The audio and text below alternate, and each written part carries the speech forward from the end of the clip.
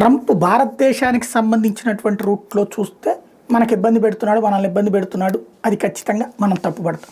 At the same time అదే Trump వాళ్ళ దేశం పట్ల ప్రేమ ఉంది, వాళ్ళ దేశం బాగుపడాలని కోరుకుంటున్నాడు. ఒక భారతీయుడిగా నేను దీన్ని సపోర్ట్ చేస్తాను, ఎందుకంటే నా దేశం బాగుపడాలని నేను కోరుకుంటాను. నరేంద్ర మోడీని ఎందుకు అభిమానిస్తామంటే ఇండియా ఫస్ట్ అంటున్నాడు కాబట్టి. అమెరికా ఫస్ట్ అని వాళ్ళ అనుకోవాలా? ఏ దేశానికి ఆ దేశం ఎదిగేలా కాకుండా ఏదో అంతర్జాతీయ విధానం పేరుతో సొంత దేశాన్ని నాశనం చేసుకుని పక్క దేశాలలో బాగు చేసేదేంటి? ఈ ఆలోచనలోనే ముఖ్యమైనటువంటి ఇచ్చి పుచ్చుకునే ధోరణి ఉండాలి, కానీ పుచ్చుకోవడం మాత్రం ఇన్కమింగే తప్పించి అవుట్ గోయింగ్ లేని వాతావరణం ఉండకూడదు.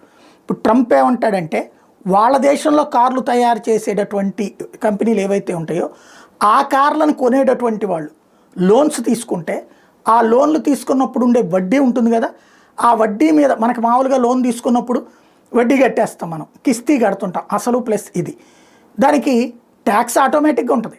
అలాంటి వాటికి ట్యాక్స్ ఎగ్జంప్షన్ ఇస్తాను, ఆ దిశగా ఆలోచిస్తానని చెప్తున్నాడు.